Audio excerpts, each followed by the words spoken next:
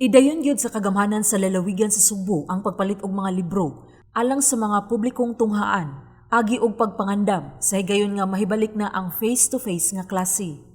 Ang mga libro nga paliton sa Kapitolyo kay alang sa mga subject nga good manners and right conduct ug social studies nga gamiton sa mga tinun-an sa grades 1 ug 2 o grades 11 ug 12, ingon man reading books alang sa mga kindergarten.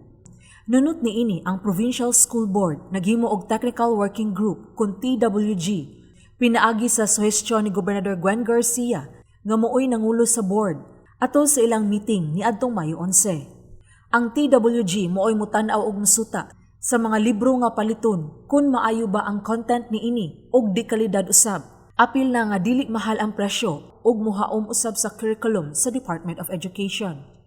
Mas maayo tingali mag TWG ta ani para ang quality, ang content, ang price. You know, it's important baya ato gining ma-determine ang contents, ang kuan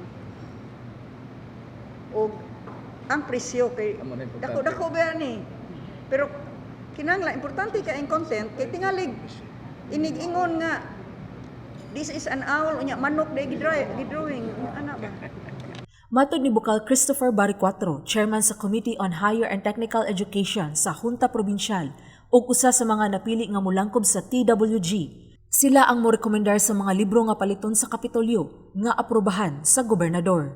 After makapili ang TWG, we will submit it to the governor with specifications nga ano mo man gipili namo.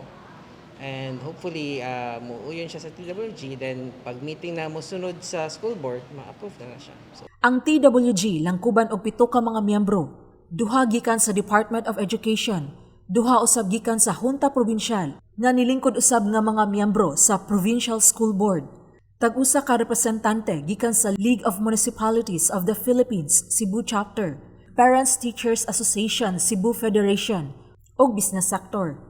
Nagunang katuyuan sa Kapitolyo sa pagpalit og bag-ong mga libro nga English version mao nga aron mabaid ang mga estudyante sa mga publikong tunghaan sa paggamit og paglitok sa pinulungang English. Hinungdan nga kini mooy angayang gamiton isip language of instruction sa mga tunghaan. Kita man pirmi top notcher bottom lang. Bottom notcher ba? Sa reading comprehension. So, we have to correct that. Nya. Kanang good manners and right conduct. Nawa naman good na good. Wa na tay breeding, wa na tanan. Sa laing bahin, gipasalig ni Gobernador Garcia nga patas nga iapod-apod ang gipalit sa Kapitolyo nga monoblock chairs with arms ngadto sa kalungsuran og mga syudad sa lalawigan base sa gidaghanon sa mga estudyante. Ug andam na kini nga iapod-apod sa higayon nga mahibalik na ang physical o face-to-face nga pagtungha karong tuiga. Sheila Gravinez, Balita sa Sugbo.